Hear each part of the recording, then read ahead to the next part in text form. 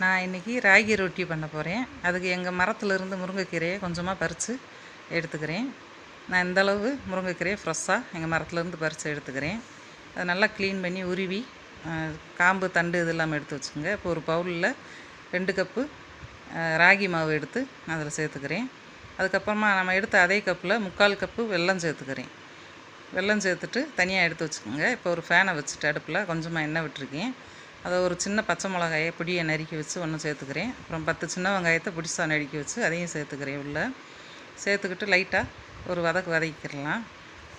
இந்த மாதிரி வதக்கிட்டு இப்போ நான் இது கூட கொஞ்சம் ஜீரகம் ஆட் பண்ணணும். இந்த டைமில் இப்போ பாருங்கள், உள்ளங்கையில் கொஞ்சமாக ஜீரகம் எடுத்துகிட்டு இந்த மாதிரி கொஞ்சமாக ஜீரகம் எடுத்துகிட்டு அதை க்ரஷ் பண்ணி உள்ளே சேர்த்துக்கிறேன்.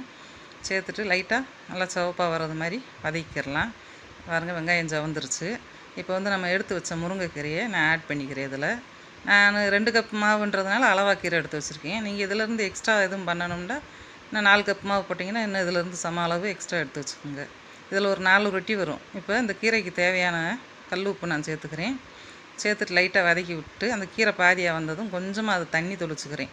அந்த உப்பு கரைகிறதுக்கும் கீரை நல்லா வெந்து வர்றதுக்கும் வதங்கி வரணும்ல, அதுக்காக கொஞ்சமாக தண்ணி தொளிச்சு விட்ருக்கேன். இப்போ பாருங்கள், நல்லா சுருண்டு வதங்கி வந்துருச்சு கீரை. நான் கேஸ் ஆஃப் பண்ணிவிட்டு இப்போ நம்ம எடுத்து வச்ச மாவு வெல்லத்தில் கொஞ்சமாக தண்ணி விட்டு அதை மிக்ஸ் பண்ணிக்கிறேன். ரொம்ப தண்ணி ஊற்றிடாதீங்க. நம்ம ரொட்டியாக தான் சுட போகிறோம், அதனால் கொஞ்சம் கெட்டியாகவே இருக்கட்டும். இப்போ பாருங்கள், பாதி கிண்ணதுமே அதுக்கப்புறமா அந்த கீரையை நான் அந்த மாவில் ஆட் பண்ணிக்கிறேன். நம்ம வதக்கின கீரையை ஆட் பண்ணிவிட்டு இப்போ நல்லா மிக்ஸ் பண்ணி பாருங்கள்.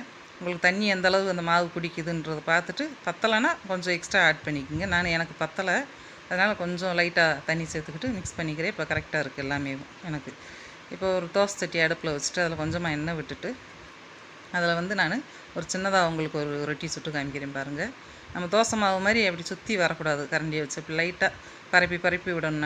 நைட்டி கொஞ்சம் கொஞ்சமாகவும் திக்காக இல்லாமல் தின்னார லேயராக போட்டு அதை லைட்டாக உடஞ்சிடாத அளவுக்கு கேப் இல்லாமல் இந்த மாதிரி மெலிசாக பரப்பிக்கிடலாம். அதை பாருங்கள், பரப்புறப்பே கரண்டியில் ஒட்டுது, அதனால் கொஞ்சம் பார்த்து பண்ணுங்கள். இப்போ அந்த இதுக்கு மேலே ராகி ரொட்டிக்கு மேலே லைட்டாக எண்ணெய் விட்டுட்டு லைட்டாக இந்த கருப்பு கலர் மாறினதுமேவும் நான் பெரட்டி போட்டுக்கிறேன்.